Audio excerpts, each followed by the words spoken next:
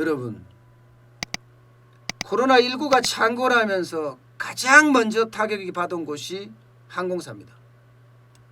전 세계가 봉쇄력을 내리면서 항공기가 떠지를 안 했어요. 떠지를. 예.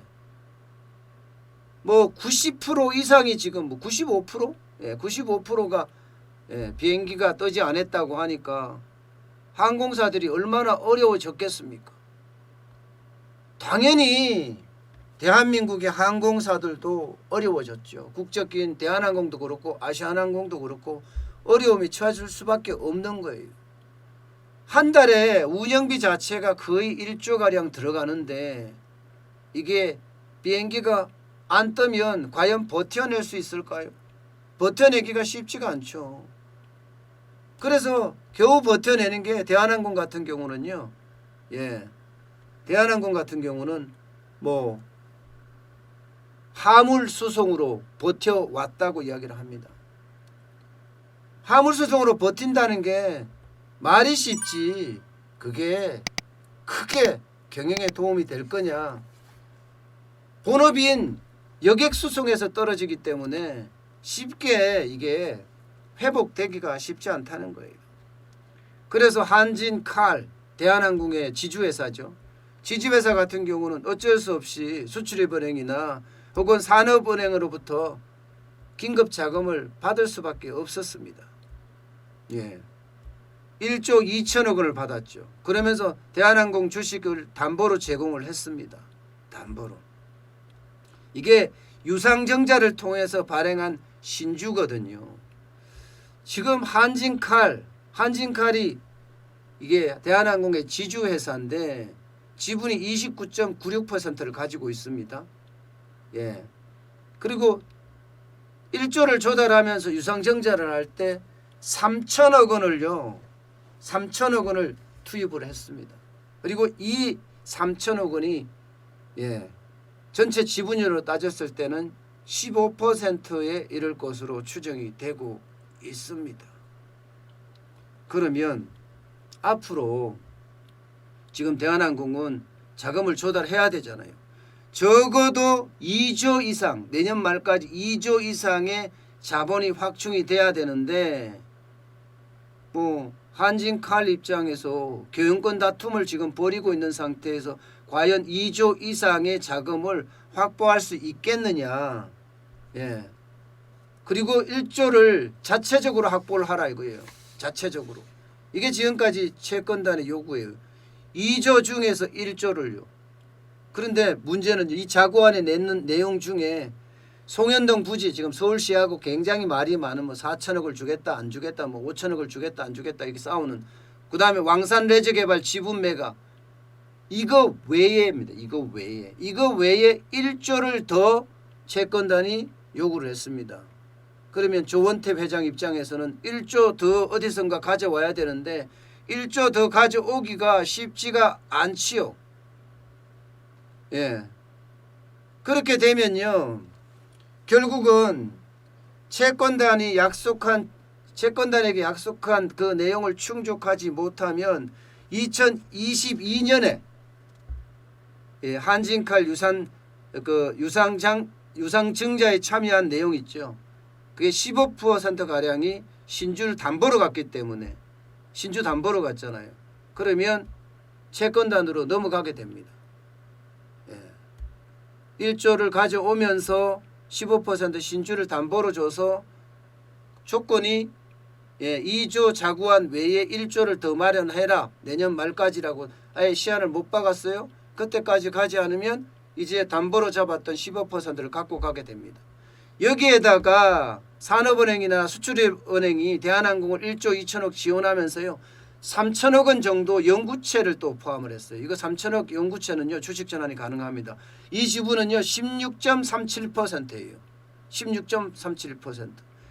유상증자하면서 15% 갖고 가고요. 대한항공을 지원하면서 연구체 3천억 15.37% 갖고 왔습니다. 이렇게 두 개를 다 합치면요. 경우에 따라서는 이 두 개가 30%가 훨씬 넘죠. 30% 넘습니다. 여기에다가 국민연금이 지금 많이 보유할 때는 10% 넘게 보유하고 있다가 지금 7.89% 보유하고 있습니다. 7.89%. 그러면 거의 40% 육박합니다. 40%. 정부가 보유한 주식만 40% 육박해요. 게다가 이게 명분도 굉장히 좋습니다. 왜냐하면 지금 한진칼에 대한 그 싸움이 붙어 있잖아요.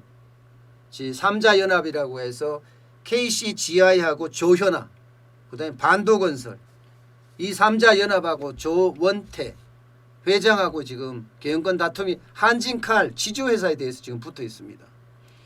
지금 3자 연합은요 45.23%까지 지금 확보를 했어요. 얼마 있으면 50%까지 할 수도 있다, 이런 이야기까지 나오고 있습니다. 그러면 이게 50%가 넘으면 경영권이 넘어가는 거잖아요. 현재 KCGI가 19.54%를 가지고 있고요. 반도건설이 19.20% 갖고 있고요. 조현아 부사장이 6.49% 갖고 있습니다. 예. 그런데 이게 한진칼에 대한 지분이거든요. 한진칼에 대한 경영권이 넘어가게 되면 그 자회사인 대한항공에 대한 경영권도 자연스럽게 넘어가게 됩니다. 정부 입장에서는 그래요. 기관산업이 사모펀드한테 넘어간단 말이야? 이거는 안 되지. 이거는 막아야지. 그러면서 대한항공에 대한 지분을 실제 경영권을 행사할 수도 있는 거죠. 그러면 앞서 말씀드린 대로 대한항공에 어떤 지원하면서 영구채 16.56%를 가져간다고 그랬죠. 그러면서 2조 지원하면서 자구안함 신주 발행해서 또 15%를 갖고 갑니다. 거기에 국민연금이 갖고 있는 지분, 여기에다 국민연금이 조금만 마음만 먹으면 뭐 대한항공의 지분은 그 정도 인수하는 건 우습습니다. 이렇게 되면 자연스럽게 대한항공은 국유화된다, 이렇게 볼 수가 있을 겁니다. 아마.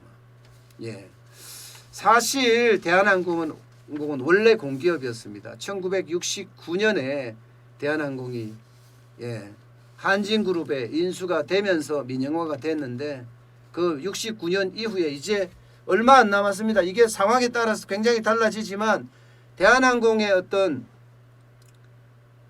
국유화에 대한 이야기는 이미 예전역에 나왔었고요. 국유화가 되는 데는 그렇게 특별한 이변이 없는 한 국유화를 갈 거다, 이렇게 보고 있습니다. 지금 명분까지도 이제 좋아졌잖아요.